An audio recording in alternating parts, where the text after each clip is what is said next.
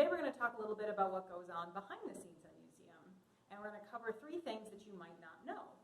1, museums don't collect everything. 2, museums don't usually exhibit everything. And 3, museums do keep a lot of notes. So I'm going to take you into our collection storage spaces and into our lab, and we're going to talk a little bit about what goes on behind the scenes in the decision to collect artifacts and what we collect and what we care for. So come on, let's go. Okay, so we're in the lab here. I'm going to talk about point number 1. Museums don't collect everything. So that is, broadly speaking, within all the museums all across the world, we probably do collect almost everything. The whole point of museums usually is to preserve this human story. But each individual museum is going to limit their scope, mostly because we literally couldn't store everything in our building, and it takes lots of resources to try to maintain that. So how do we define our scope? Museums define their scope for their collection by their mission. Every museum's got a mission. The mission at the Elkhart County Historical Museum is to tell the ongoing story of Elkhart County by building lasting connections to history.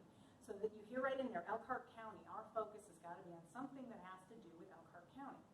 So one thing we recently collected, for example, is this coverlet. It says right on there, it's woven by Josiah Slaybaugh in Elkhart County, Indiana in 1867. So we know right sewn into the coverlet how this coverlet connects to the story of Elkhart. As it happens, we actually have another example of this. We have other examples of coverlet sewn by Josiah Slaybaugh, which helps tell a broader story of the coverlet industry, which is also part of the story of Elkhart County.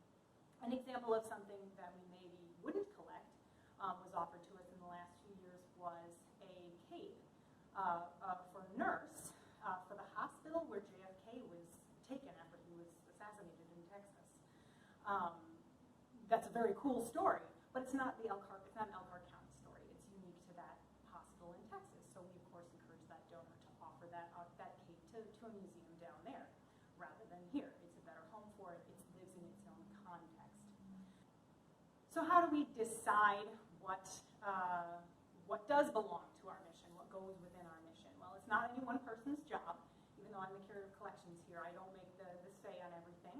Every museum is going to have a little bit of a different process, but there's usually a group or a committee that kind of decides. So here at the Elkhart County Historical Museum, we do have a collections committee, and they review everything that's offered to us. And the primary thing is, does it fit our mission? Secondarily would be, do we already have one? Because then we may not collect another example. Or is it in really rough shape and maybe we can't take care of it? And those are things that museums will take into consideration first. But number 1, always going to be, does it fit our mission? So now you know the first secret behind museum collecting. Museums don't collect everything. But now I want to talk to you about, of the things we do collect, what do we do with exhibiting those? So let's go ahead, and I'm going to move you again with me to our collection storage space. We're going to talk a little bit about what museums exhibit. Okay, here we are in large object storage for the next secret about museum collections. Museums don't exhibit everything. For the vast majority of museums, except for maybe historic homes, what you see on exhibit is probably only about 5 to 10% of what's in the collection. Museums are actually large collecting institutions that exhibit a portion of those collections at any one time. Now, why do they do that, you might be asking? Well, 1, if we exhibited everything all at once, it loses all meaning. If you can see here in our collection storage space, all of these artifacts, if we just put these out in a room, they don't mean anything. They all have individual stories, but together it means nothing. So museums like to select individual pieces that have a story that maybe ties together to help tell those stories. But we have lots and lots of stories to tell, so we do still need to have all of these objects in order to be able to tell those stories over time, but we're not going to tell all the stories all at once. It's just too hard to do. Some other reasons that museums don't exhibit everything is it actually puts a strain on the artifacts. If you've ever seen a poster that was put in the window of a store that fades over time, that light fading happens to everything, and it's irreversible. Once it's faded, it's never coming back. Fluctuating temperature and humidity, if you've ever seen wood dry up and crack or swell when it gets wet, that happens to artifacts that are kept out, that happens to anything that's kept outside just in regular life. In our storage spaces, we can environment, we can keep the lights off, and we can preserve those things for a long time. So hopefully we can be telling these stories for hundreds of years. So that's another reason we don't exhibit everything. A third reason, and this doesn't happen as often, but sometimes it happens, you see over here we have a hearse. That's actually literally too big for us to put on exhibit right now. There isn't a door in our building that we can bring that through, except for the door that we built into this storage space. But this collection has been around for 100 years. It's had at least 3 homes before now. It's possible it could have another home someday where we would be able to exhibit that piece. And in the meantime, we do want to hang on to it. We want to store it. We want to keep it safe. And of course, we can occasionally bring people back here to talk about this artifact if it's, if it's important to telling the story that we want to tell. So another reason, though, that we also keep things that we don't exhibit is for research purposes. So, for example, here I have a box from our archives. I don't know if you can read that, but it's box 1 of the CG Con collection. That's 8 boxes we have of business papers, etc., from CG Con. As you may or may not know, he launched band instrument manufacturing in Elkhart. So it's a super important part of our story. His business records are very important, but they're not going to be that interesting to exhibit, especially if we exhibited all 8 boxes at once. However, someone doing research on the history of band instrument manufacturing is definitely going to want to look at all of those resources. So we hang on to them for that reason as well. So there's the secret about why museums don't exhibit everything they have in their collections. But I am going to tell you one more secret, and that is probably not a secret at all. Museums keep a lot of notes. So I'm going to take you to our small object storage space, and we're going to talk about what kinds of notes museum professionals keep on their collections. Hello, here we are in small object storage. I'm going to talk to you about the last secret about museum collecting. Not a secret at all. We keep a lot of notes on our collections, by which I mean we keep a lot of paperwork. Things including deeds of gift, artifact records, collection records. We keep a whole database. And this, I'm sure, is not actually a surprise to most people. And there's a couple of reasons we do this. One, of course, to establish ownership. We legally have to prove that we own the artifacts in our collection. We have to keep track of who gave them to us and have some kind of signature indicating that that person didn't intend to gift it to the museum.